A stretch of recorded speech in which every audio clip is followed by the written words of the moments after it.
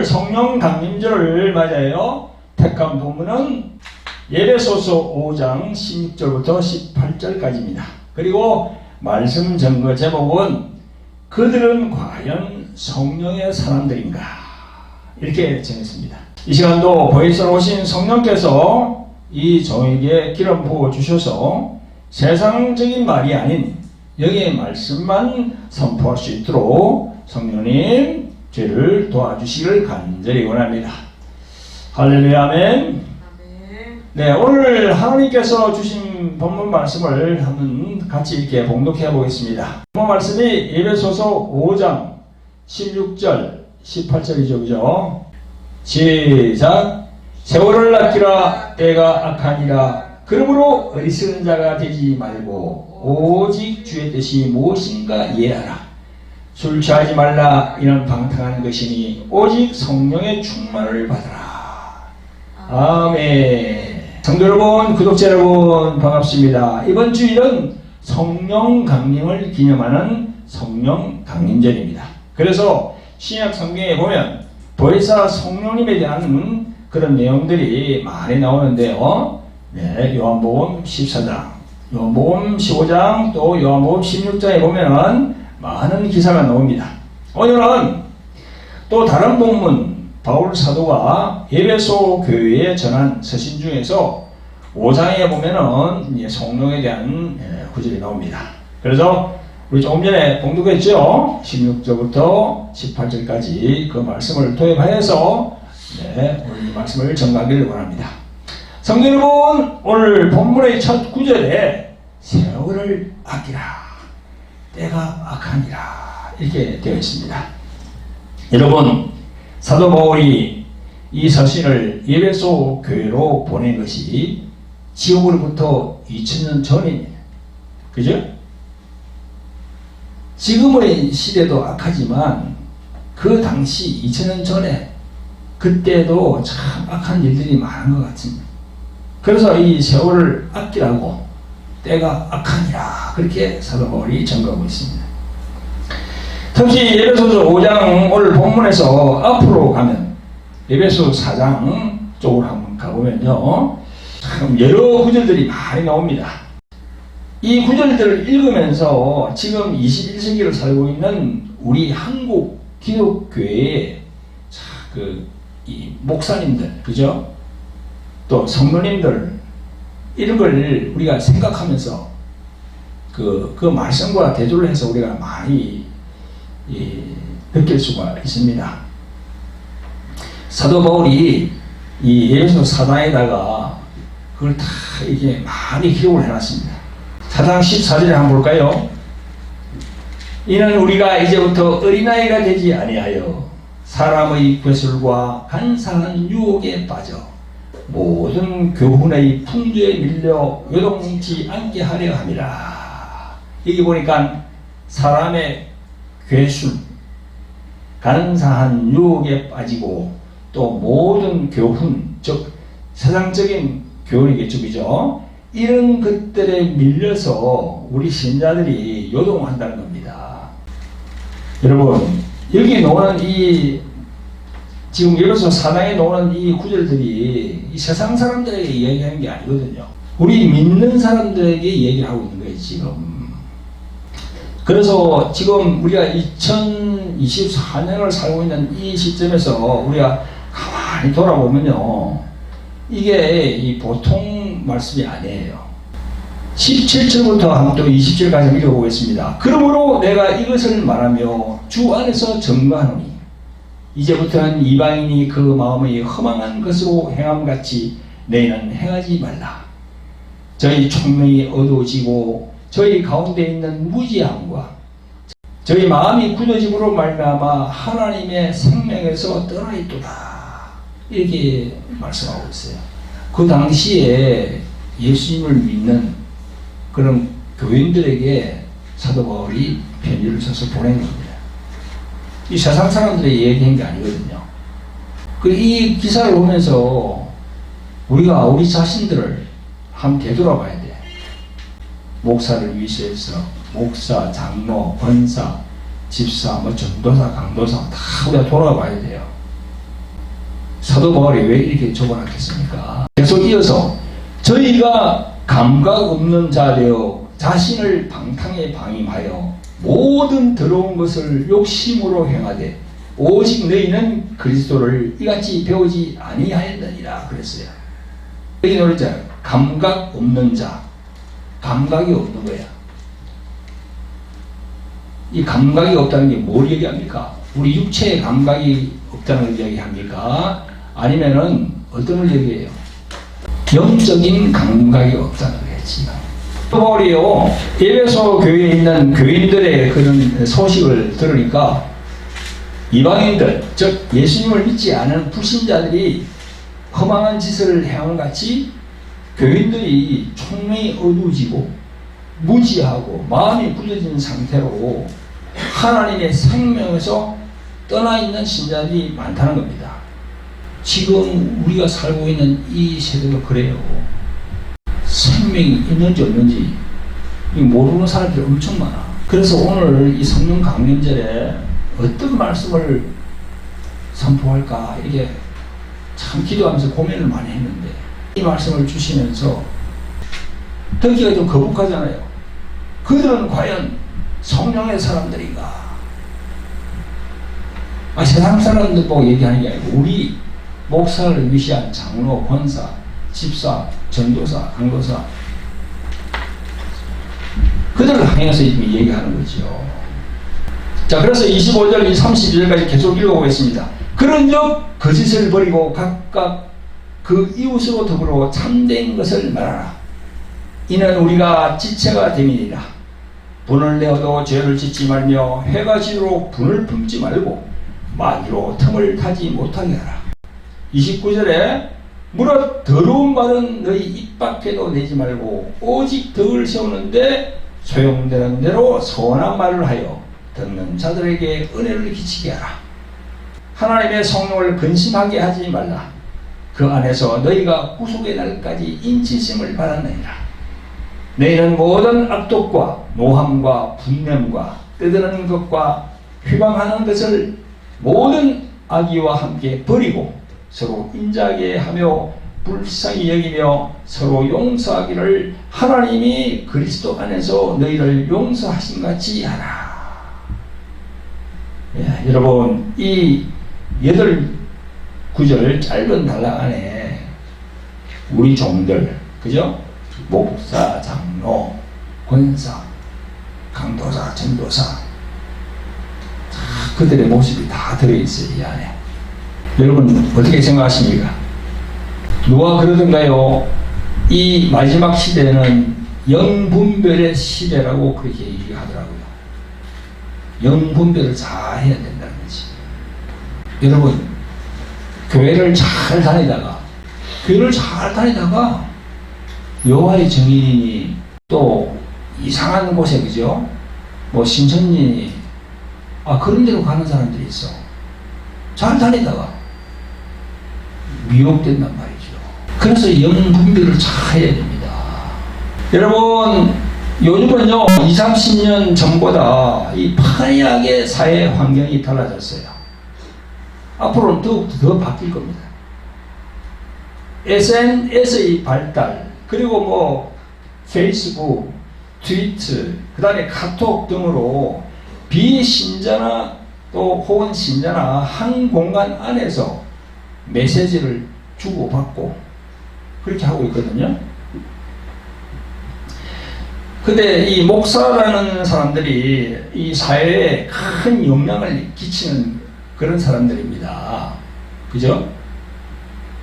선한 말, 선한 영향력을 끼쳐야 돼. 그런데요, 그렇게 하기는커녕 이 세상 사람들에게 지탄을 받고 있단 말이죠. 그걸 제가 한 말씀 한번 드려볼게요. 제가 목사면서 이 목사의 세계를 얘기하는 거, 칩을 들어대는 건 그건 좀 그래, 그죠? 좀 말씀드리기가 좀 그래. 그래도 얘기를 해야 돼요. 최아무개라는 여자 목사가 있는데요. 나이는 한 60세 전후로 보이더라고요. 근데 그 여자 목사가 카톡방마다 이 욕을 올리는데요. 이게 세상 사람들 욕은 저리 가라야. 버젓이 자기가 이름도 밝히고 목사라고도 밝혀. 근데 가만히 보니까요, 그 내용을 보니까 이 사람이 어떤 남자 목사와 사귀고 살다가 심한 다툼과 갈등이 있어서 헤어졌나가 봐요. 구타도 많이 당했나가 봐. 그럼 물론 뭐 두 사람 다 이렇게 하고 다 들어가야 되겠죠. 이쪽 저쪽을 다 들어가야 되겠죠. 그죠? 한쪽만 들어서는 안 되겠죠. 어쨌든 그런 앙심 때문에 이 카톡방을 다니면서 말이죠. 그런 욕을 다 올려놨어요. 과연 이 사람이 성령의 사람입니까? 여러분, 목사라는 타이틀을 달면 다 성령의 사람입니까? 결론은 아닙니다. 조금 전에 읽은 에베소서 4장 29절에 뭐라고 했습니까? 무릇 더러운 말은 너희 입 밖에도 내지 말고 오직 덕을 세우는데 소용되는 대로 선한 말을 하여 듣는 자들에게 은혜를 끼치게 하라. 아멘. 이렇게 사도 바울은 다 적어놨거든요. 그 다음에 뭐라고 했어요? 성령을 근심하게 하지 말라 그랬어요. 성령을 근심하게 해서는 안 된다는 거야. 이 여자 목사의 신중에서 나오는 모든 말, 또 글, 그런 걸 보면요, 성령을 근심하게 하는 그 수준을 넘은 것 같고 성령이 없는 것으로 저는 생각이 됩니다. 사모님도 그 목사에게 권면의 글도 올리고 또 여러 사람들이 지적했지만 그 여자 목사는 거친 기미가 없어요. 지금도 계속 올라오고 있어요. 복사해가지고 계속 자기 자신도 뭔가 잘못되었다는 것을 알 텐데 통제가 안 되는 겁니다. 여러분, 여기 32절, 그죠? 앞으로 넘어가서 4장의 32절에 뭐라고 되어 있습니까? 서로 인자하게 하며 불쌍히 여기며 서로 용서하기를 하나님이 그리스도 안에서 너희를 용서하신 같이 하라. 이렇게 되어 있잖아요. 사도 바울이 적어놨잖아요. 자신에게 해를 끼친 상대를 용서해야 된다는 겁니다. 사도 바울 이야기는. 왜냐하면 내가 예수 그리스도 안에서 그 예수님의 피로 용서를 받았거든. 그래서 마태복음 6장에 보면요, 주 기도문의 그 12절에 딱 보면 이래 나옵니다. 우리가 우리에게 죄 지은 자를 용서하여 준 것 같이 우리 죄를 용서하여 주옵시고. 예수님이 이렇게 말씀했어요. 여기도 용서가 나오잖아요. 그런데 그게 마태복음 6장 13절에 더 무서운 말씀이 나와요. 용서 안 하면 어떻게 된다는 걸 다 적어놨어요. 예수님이. 너희가 사람의 과실을 용서하면 너희 하나님 아버지께서도 너희 과실을 용서하려니와 너희가 사람의 과실을 용서하지 아니하면 너희 아버지께서도 너희 과실을 용서하지 아니하시리라. 이렇게 분명하게 다 기록해놨어요. 여기는 너희 하잖아. 그죠? 3인칭이야. 근데 이걸 1인칭으로 바꾸면 너, 바로 나에게 해당되는 거예요. 내가 이 치유사역을 계속 하면서 내가 당부한 거 있잖아요. 상대방을 용서하지 않고 원한 정오 그런 걸 갖고 있으면 나중에 어떻게 된다? 자기 몸에 병이 생겨. 자기 몸에 병이 생깁니다. 용서해야 돼요. 그리스도 십자가로 다 보내야 돼요. 안 보내면 그게 마음에서 육체로 넘어오게 되는 겁니다. 성도 여러분, 구독자 여러분, 마태복음 18장 초반부에 보면 예수님은요, 연자맷돌에 관한 말씀을 합니다.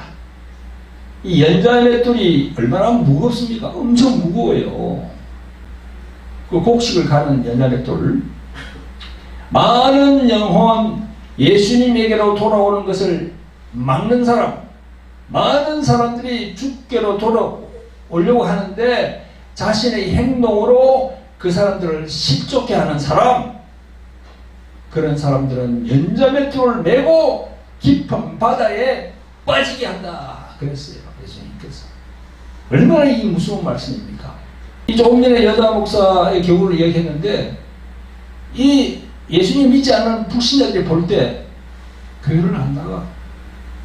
아니 목사가 저러는데 내가 왜 교회를 가냐.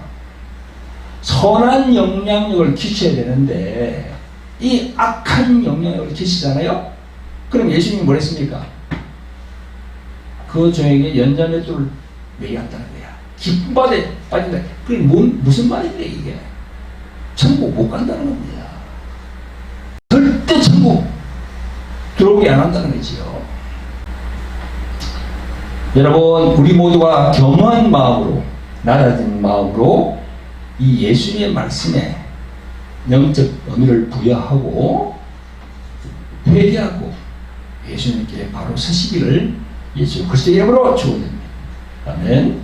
성도 여러분, 구독자 여러분, 에베소서 5장으로 넘어가면 조금 더 우리들 지금 세계에서 행해지고 있는 일들과 비교해서 우리가 많이 느낄 수 있습니다.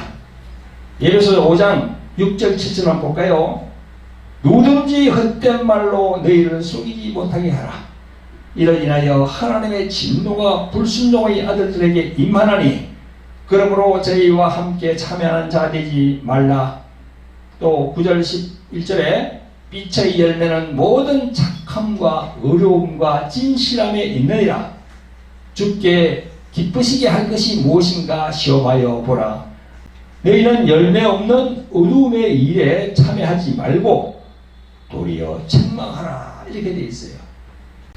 사도 바울이 이렇게 기록을 딱 해놨습니다. 성도 여러분, 오늘 본문 에베소서 5장 16절 18절 앞에 이렇게 다 나와 있는데요. 조금 전에 제가 말한 6절부터 나오는 9절이 지금 이 시대를 살아가고 있는 우리들 신자들에게 또는 그 신자들을 양육하고 가르치는 목사들에게 하시는 말씀으로 들리는 것은 저 혼자만 그렇게 들릴까요? 저 혼자만 그렇게 들릴까요? 여러분 교회도 그렇게 안 들립니까? 여러분, 우리 지금 기독교 안에서도 이름이 알려진 지도자급인 목사들이 정말 헛된 말로 신자들을 얼마나 쏘고 있습니까?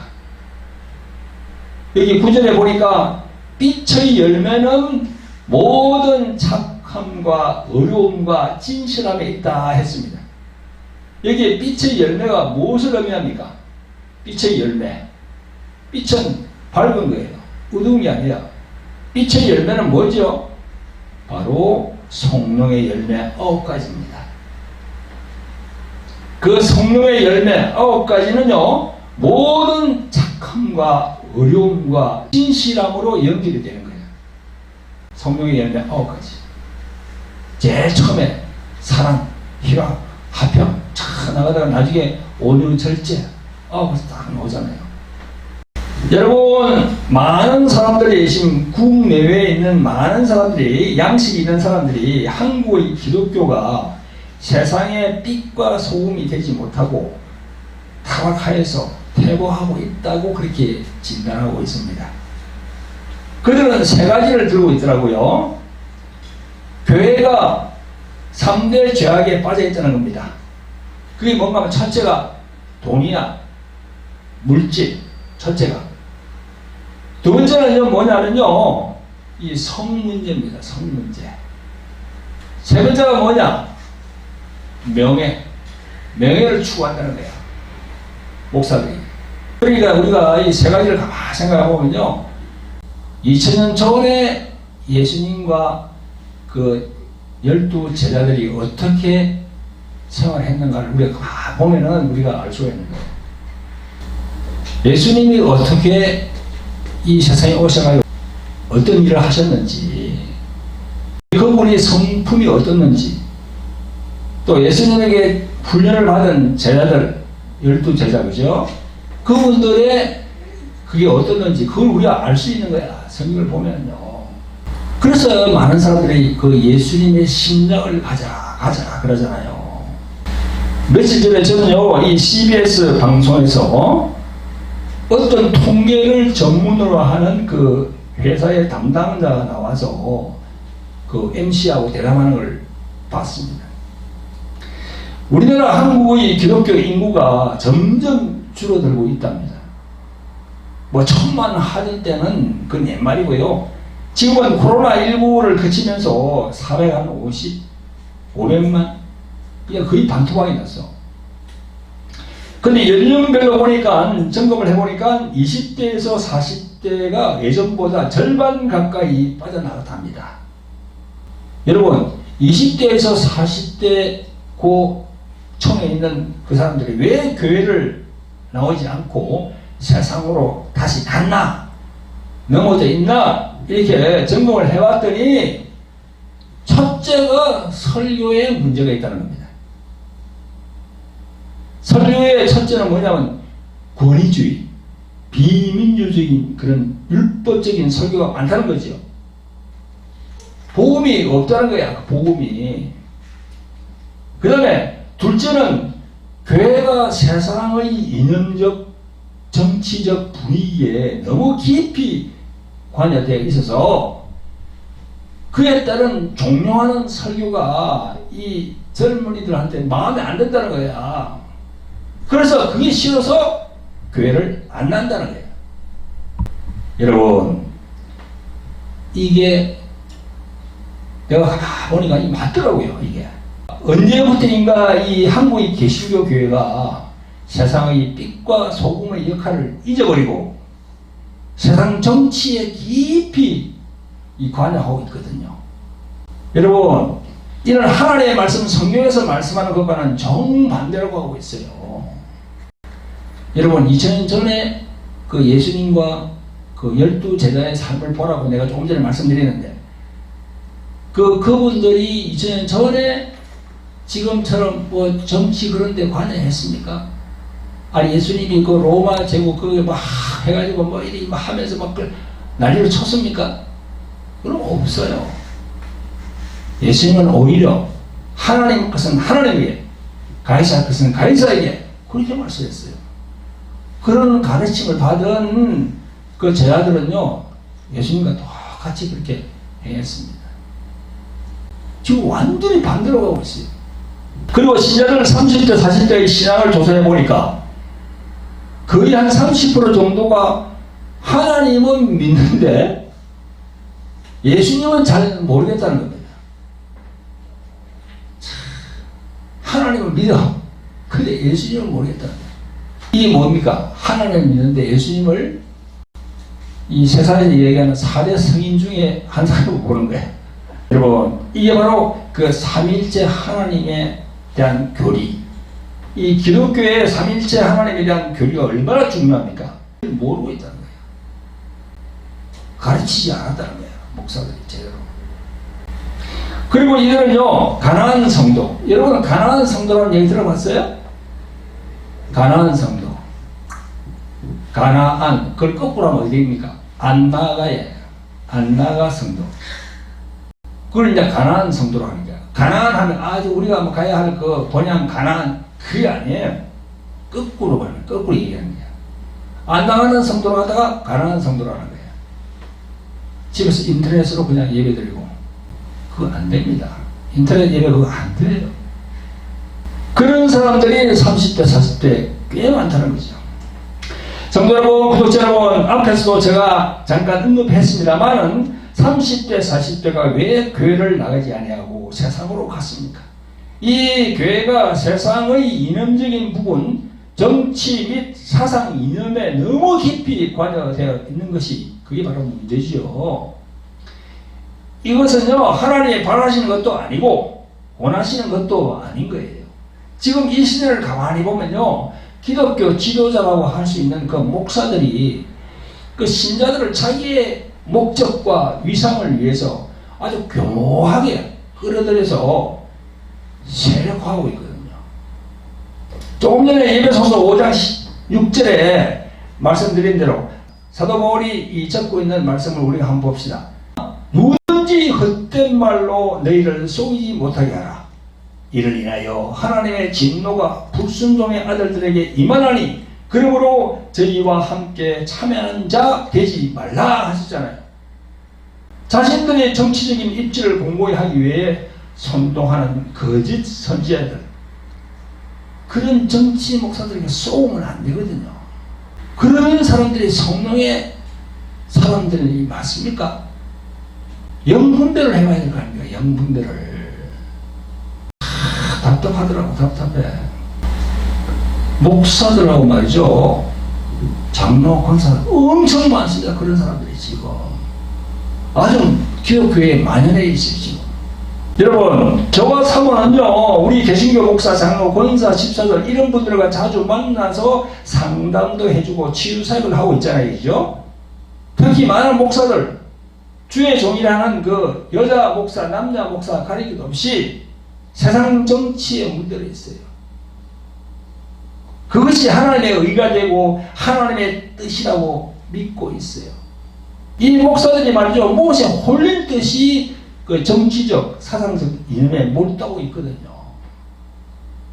그래서 심리학자 칼 융이 말한 것처럼 집단적 무의식화가 되어 있는 거예요. 집단적 무의식화. 집단적으로 이게 중독이 되는 거예요. 쫙 오면서. 그것도 그런 것이 요즘 유튜브 혹은 카톡이라 해서 자신이 갖고 있는 핸드폰 안에 매일 자고 일어나면 그 정치 유튜브들의 소리를 듣고 또 가짜뉴스, 그 페이크 뉴스라고 하잖아요. 그런 거짓 정보들이 계속 올라오거든요. 바로 손 안에 있어요. 옛날에는 TV를 켜야만이 그게 볼 수 있습니다. 각종 뉴스를. 요즘은 안 해요. 손바닥 안에 들어있어요. 손바닥 안에. 일어나면 바로 손바닥 안에 있다니까요. 길을 가다가도 카페인이 또 그다음에 전철 버스 이거 보고 있잖아요. 지금 세대가 그런 세대입니다. 지금 전철 한번 타봐요. 거의가 90% 다 보고 있습니다. 또 손바닥 보고 있는 거야. 그래서 이게 나온 전문 용어가 뭡니까?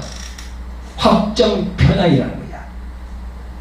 확정 편향은 뭡니까? 다시 말해서 분별하지 않고 다른 쪽의 이야기는 듣지도 아니하고 한쪽만 계속 본다는 겁니다.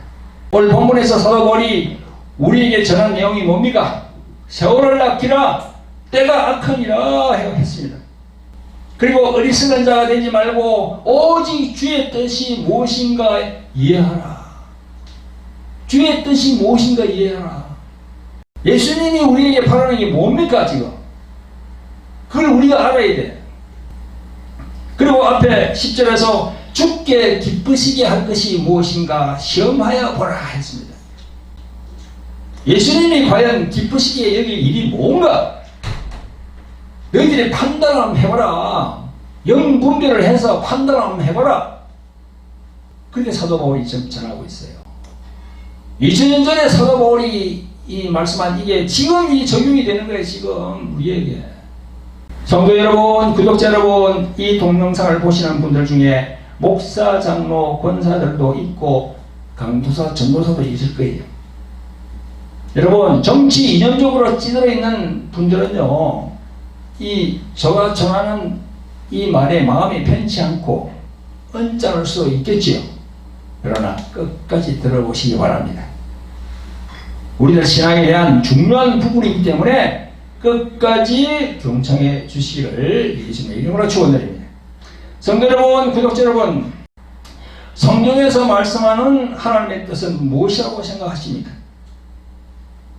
저도 우리 대한민국이 자유민주주의 국가가 되어야 하고 공산주의나 사회주의가 되어서는 안 된다고 생각합니다. 그럼에도 불구하고 제가 이렇게 질문하는 것은요, 하나님의 뜻을 우리는 제대로 알고 있어야 됩니다. 성도 여러분, 얼마 전에 저희 사모님이 지방에 계신 어떤 여자 목사 한 분이 전화가 와서 대화를 나눈 적이 있습니다. 그 여자 목사는 자신이 지금 영적인 문제로 시달리고 있는데 치유를 받으려고 가려면 부천 어디로 가야 하는지 묻더랍니다. 그러면서 대뜸 하는 말이 그 부천에 있는 박 목사님이 전 아무개 목사가 주도하는 강화문 집회에 가지 말라고 그렇게 했다는데 그 박 목사님이 맞습니까? 그렇게 묻더랍니다. 그렇다고 하니까 나라가 있어야 교회가 있지. 나라가 공산주의가 되는데 그 전 아무개 목사가 애국자고 선지자고 이렇게 장황하게 설명하더랍니다. 그래서 사모님은 전 아무개 목사는 목사로 저희는 보지 않는다. 그렇게 말하면서 우리 사모님이 그 목사님에게 뭐라 했냐면, 정치적인 거나 이념적인 그런 집회에 가면 자신의 영이 깨끗해지지 못하고 자신의 영이 더러워진다고 말해 주었답니다. 그러니까 그 목사도 그건 맞는 말이래. 여러분, 자신의 영이 더러워지는 것을 알고 있으면서 그런 정치 집회에 가서 참여하는 것은 또 뭡니까? 네? 왜 그렇게 성령이 없는 목사들과 함께 하려고 하는지 자기가 영 분별을 해봐야 될 거 아닙니까? 자신도 그런 막 세상 집회에 가면은 자기 영이 들어오진다는 걸 알고 있어. 그러면서 자신을 알고 있어. 입으로는 그냥 또 그런 얘기를 하는 거야. 그러니까 이게 집단적 무의식화가 되어버린 거지요. 여러분, 마태복음 6장 33절에 예수님께서 너희는 먼저 그의 나라와 그의 의를 구하라. 그리하면 이 모든 것을 너희에게 더하시리라 라고 하셨는데요. 이 말씀에서 그의 나라와 그의 의는 바로 하나님의 나라와 하나님의 의가 됩니다. 그러면 그 하나님의 나라와 하나님의 의는 누구와 연결이 됩니까? 바로 예수 그리스도가 하나님의 나라이고 하나님의 의가 되십니다. 지금 세상에 있는 많은 사람들, 예수님을 믿지 않는 사람들은 세상 것을 구하고 걱정하고 염려하는 자들입니다. 그래서 그들은 세상 정치 이념으로 자신의 의를 세우고 걱정하고 염려하고 있습니다. 세상 사람들이 그렇게 하고 있어. 그런데 주의 종이라고 하는 목사들이 왜 그게 편성합니까? 왜 예수님의 말씀에 순종하지 않고 불순종하면서 그런 데다 편성합니까? 여러분, 하나님의 의와 정반대되는 것이 무엇입니까? 바로 자기 의예요. 하나님께서 제일 싫어하는 것이 자신을 내세우는 자기 의가 강한 자. 하나님이 제일 싫어합니다. 신약 성경에 보면요, 예수님과 바리새인과의 논쟁도 자기 의, 그 부분입니다. 그 때문에 바리새인들하고 예수님과 그렇게 끝없이 논쟁을 한 겁니다. 자기 의를 내세우는 자는요, 절대로 천국에 들어갈 수가 없습니다. 저도 공산주의가 싫고 자유민주주의가 우리에게 좋은 사상이고 좋은 제도이긴 하지만 하나님께 맡기지 않고 내가 뭔가를 이루어내겠다고 하는 그 자체가 바로 자기 의가 되는 거예요. 오늘 본문 앞에 있는 에베소 4장 14절에 이는 우리가 이제부터 어린아이가 되지 아니하며 했어요. 이 무슨 말씀입니까? 어린아이. 철이 없다는 거예요. 영분별을 잘 하라는 거죠. 사도 바울이. 사람의 교술과 간사한 유혹에 빠져 모든 교훈의 풍조에 밀려 요동치 않게 하려 합니다. 사람의 개술, 간사한 유혹, 모든 교훈의 풍조에 밀려서 요동한다. 그게 우리 목사를 비롯한 주의 종들에게 향한 말씀이에요. 요동치고 있잖아 지금. 본연의 임무는 다 저버리고 많은 목사들이 무엇에 홀린 것 같이 정신을 못 차리고 있어요. 그래서 말씀만 이 전하는 강대상에서 목사들이 정치적, 사상적 그런 말을 계속 하니까 30대, 40대가 교회를 떠나가는 거예요. 여러분, 저는 항상 얘기합니다. 우리는 좌파, 우파, 보수, 진보 이게 아니라 우리 목사들과 신자들은요, 예수 그리스도, 그 예수님 파가 되어야 돼요. 제가 옛날에 노예에 소속되어 있을 때 그 노예에 함께 있었던 어떤 여자 목사 이야기인데요. 그게 아마 코로나19 전이니까 한 5년 내지 6년 전일 거예요. 그 목사는요, 단체 카톡방에 돌아다니면서 정치글을 올려요. 그래서 이 상대편 사람들하고 싸우고 서로 고소하고 그래서 재판 법정에 들락날락하고 그런 걸 내가 봤거든요. 근데 요즘 보니까 여전히 그렇게 하고 있어 지금. 그게 자기 사명이래. 이런 목사들이 한두 사람들이 아닙니다 지금. 완전히 무슨 홀린 것처럼 그렇게 하고 있어요 지금. 그런 목사들은 왜 안수를 받았는지, 그런 정치 노름하라고 하나님이 목사 안수를 줬습니까? 영혼 구련하라고 땅끝까지 가서 예수님을 전도하고 예수님을 선교하라고 목사 안수 줬지? 그거 하라고 했어요? 이런 분들에게 꼭 필요한 구절이 앞에서 제시한 에베소서 4장 17절부터 20절까지 말씀입니다. 제가 한번 읽어보겠습니다. 그러므로 내가 이것을 말하며 주 안에서 증거하노니, 사도 바울이 다 얘기하는 겁니다. 이제부터는 이방인이 그 마음에 험한 것으로 행함같이 너희도 행하지 말라, 이렇게 했잖아요. 그 마음에 험한 것, 그런 걸 행하면 안 된다는 겁니다 사도 바울이. 그러면서 저의 총명함이 어두워지고, 이 총명함이 어두워진다는 게 무슨 말이에요? 조금 전에 제가 우리 사모님이 그 지방에서 전화온 그 여자 목사에게 정치성, 이념적인 것, 이 사상 이런 거 목사가 종속되면 자신의 영이 흐려진다고 우리 사모님이 말해 주었다는 것 생각납니까? 그게 뭐예요?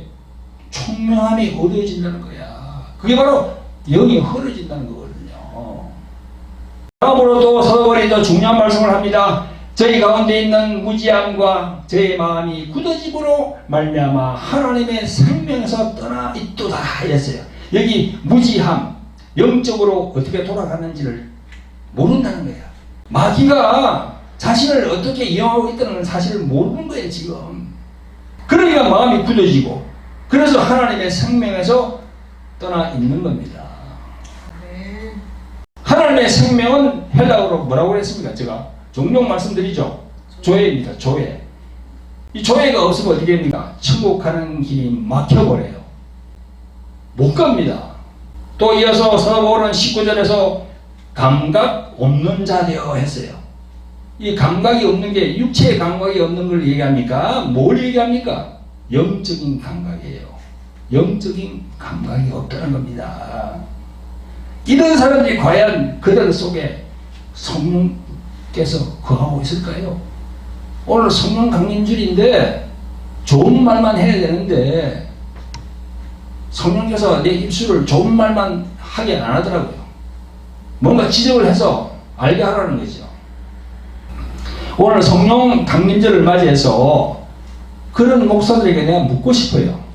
무엇이 옳고 그른지, 무엇이 진리이고 무엇이 거짓인지, 무엇이 하나님께 영광이 되는지 아니면 하나님께 죄가 되는지 도무지 영적 감각이 없다는 겁니다. 그래서 마지막 20절에 사도 바울은 이렇게 책망합니다. 오직 너희는 그리스도를 이같이 배우지 아니하였느니라 했어요. 여기서 그리스도가 나옵니다. 그리스도, 바로 예수님, 그죠? 내가 지난번에 말씀드렸죠? 그리스도와 예수는 다르다고. 그것도 알아야 돼. 교회에 나오면서 예수는 뭐고 그리스도는 뭐야? 이건 모르면 안 됩니다. 성도 여러분, 구독자 여러분, 지금이 어떤 시대에 와 있는 거예요? 신약 시대입니다. 성령께서 역사하시는 은혜 시대예요. 여러분, 지금도 여호와 하나님께 예배를 드리는 분이 있습니까? 그러면 여전히 하나님의 율법이 관장하는 구약 시대를 벗어나지 못하고 있는 겁니다. 지금은 신약 시대이고 우리 주 예수님은 어떤 위치에 있습니까? 예수님은 만왕의 왕이야. 만군의 주이야. 그죠? 그런 자리에 딱 올라가 계신다고요. 그게 어디에 있냐? 제가 말씀을 드릴게요. 베드로는요, 사도행전 2장 36절에서 이렇게 전가하고 있습니다.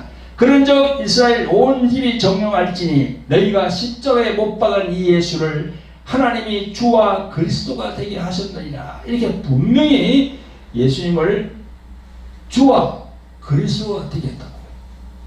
그래 이것만 보다가 예수하고 그리스도는 다르구나. 그걸 딱 알 수 있는 거죠.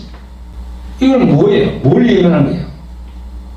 지금 우리 지구가 어떻게 되어 있습니까? 5대양 6대주로 되어 있잖아. 5대양 6대주. 바다를 얘기하는 거고 6대주는 땅을 얘기하는 거고 거기에 만왕의 왕이 된다는 겁니다. 거기에 만주의 주가 된다는 겁니다. 할렐루야. 그래서 예수 그리스도의 말씀을 따라야 돼요. 예수 그리스도의 말씀에 순종해야 돼요. 우리 주의 종들. 그래서 그 결정판이 뭡니까? 예수께서 우리들에게 주신 것. 결정판이 뭐죠? 뭘 줬죠 우리에게? 새 계명을 줬잖아. 새로운 계명. 이 새 계명이 아니고 새로운 계명. 뉴. 새로운 거. 여러분 예수님은 어떤 분이십니까? 하나님의 본체이신 그분이 육신을 입고 이 세상에 오신 분입니다. 그리스도께서 우리에게 주신 새 계명은 마태복음 22장에 잘 나옵니다. 37절부터 거기에 두 계명이 나옵니다. 하나는 하나님을 사랑하는 것이고 하나는 또 너의 이웃을 너의 몸과 같이 사랑하라. 그죠? 이 두 계명이 온 율법과 선지자의 강령이니라 라고 말씀하셨어요. 그리고 요한복음 13장 34절에 보면요 예수님은 이렇게 말씀합니다. 새 계명을 너에게 주노니 서로 사랑하라 이렇게 했어요. 서로 사랑하라. 사랑입니다. 사랑. 여러분 우리 목사, 장로, 권사 이 중직자들이 이 한국 교회의 제일 문제가 뭡니까? 마음에 사랑이 없어. 너무 강박한 거야. 사랑이 없어. 그건 뭐예요? 심령이 메말랐다는 거야. 심령이 헐벗었다는 거야. 그래서 목사 안수 받은 그런 목사라는 직분을 가지고 있으면서 세상에 잡다한 그런 일에 끼어거리고, 그죠? 또 정치 싹군들 목사 있잖아요. 그 목사를 따라다니고 그 자들이 무슨 애국자인 양 선전하고 그런 목사들이 얼마나 많습니까 지금. 조금 전에 말씀드린 예배소 4장 20절에 저희 마음이 굳어짐으로 말미암아 하나님의 생명이 떠나 있다.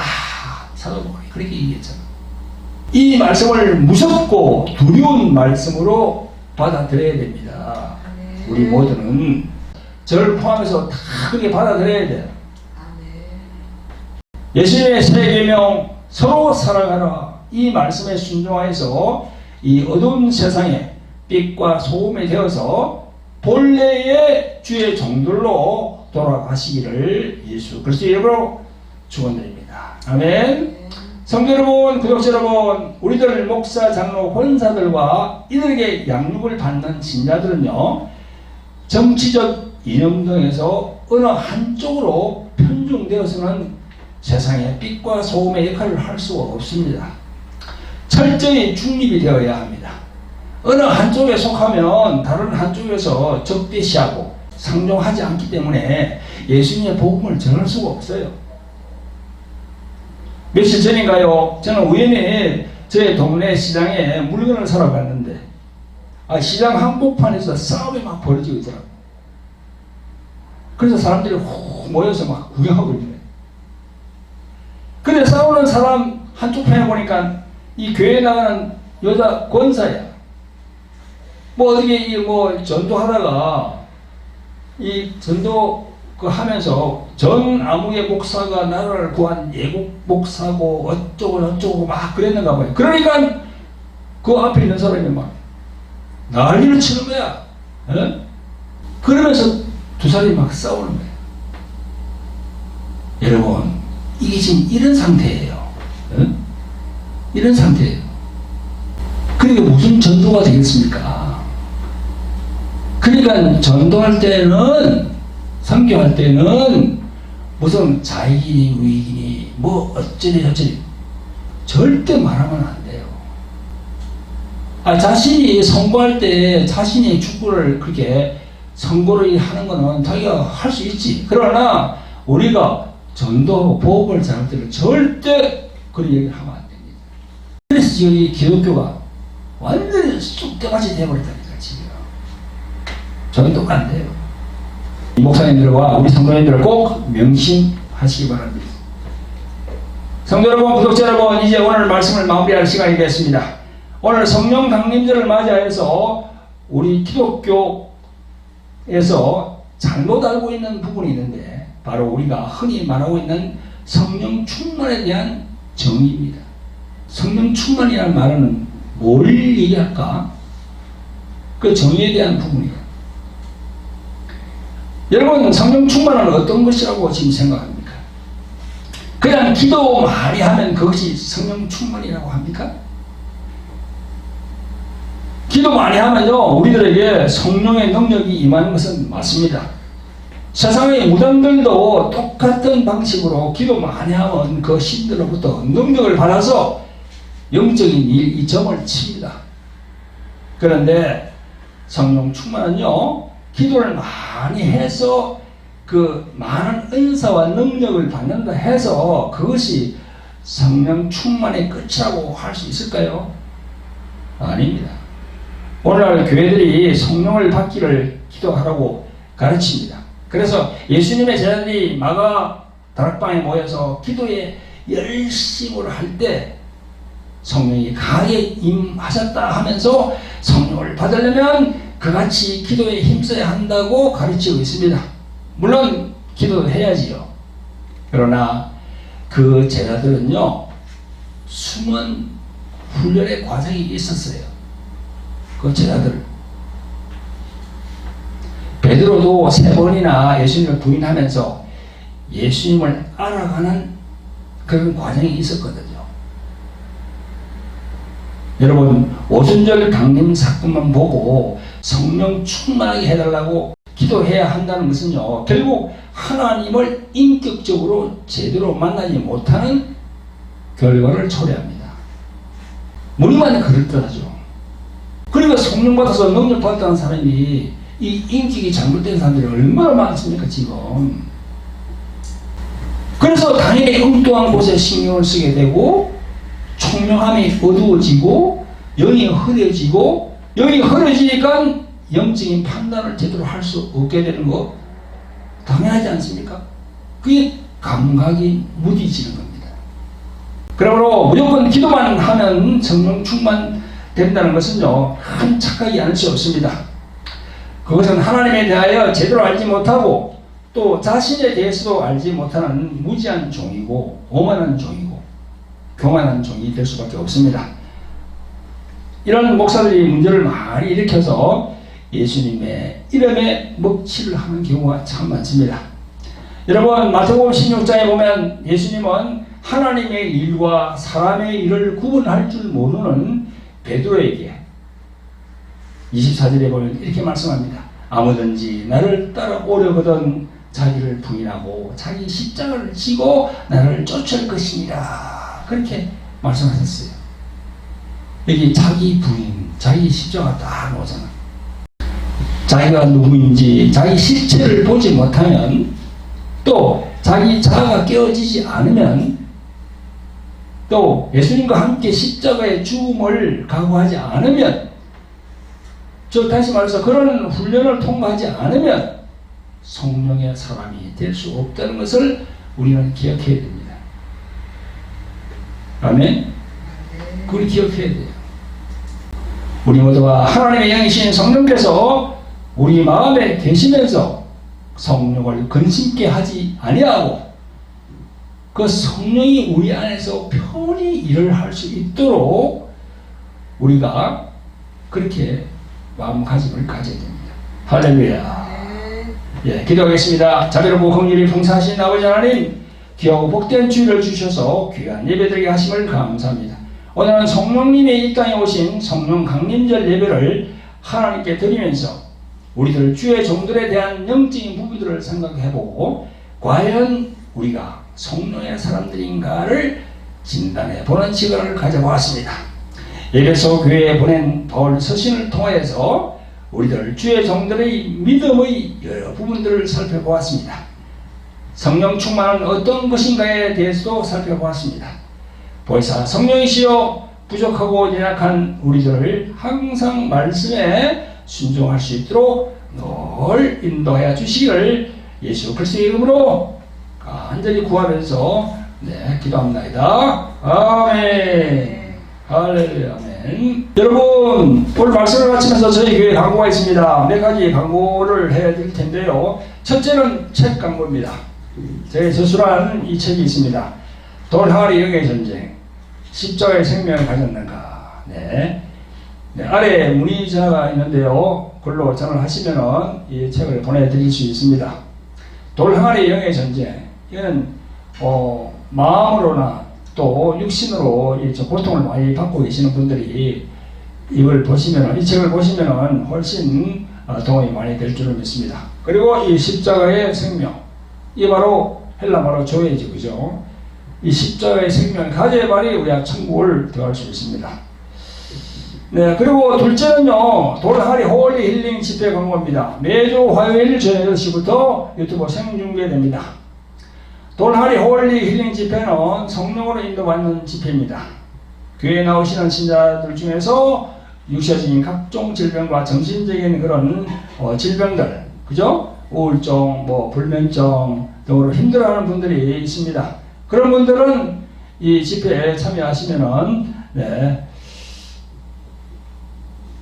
치유받을 수 있을 것입니다. 또한 치유사역에 대한 영성을 배우고자 하는 주의 종들은 참여하시길 바랍니다. 셋째는 글로리 경배와 찬양 기도 집회입니다. 매주 목요일 오후 3시부터 유튜브 생중계됩니다. 하나님께 경배와 찬양 올림을 사모하는 분들은 참여하시기 바랍니다. 교회로 오실 분들은 2시 반까지 오시면 되겠고요. 또 찬양과 기도가 끝난 다음에 치유 사역을 원하는 분들은 또 사역도 해드립니다. 마지막 안내는 선교 후원 안내입니다. 저희들이 동남아 선교를 하고 있는데요. 전에 베트남, 또 필리핀, 또 저기 대만도 갔다 왔고요. 이번에는 캄보디아로 가기를 원합니다. 캄보디아에 계신 선교사님과 지금 계속 얘기를 하고 있는데요. 여러분, 이 선교는 하나님께서 엄청 기쁘게 생각하시는 그런 사역입니다. 그래서 여러분, 이 선교 사역에 후원하실 분들은 여기 구자가 나가지고 있죠. 그 구자로 후원해 주시면 되겠습니다. 그리고 구독 안내입니다. 돌항아리 TV, 주 에베네셀 교회 TV 구독과 좋아요, 알람 설정 부탁드립니다. 감사합니다.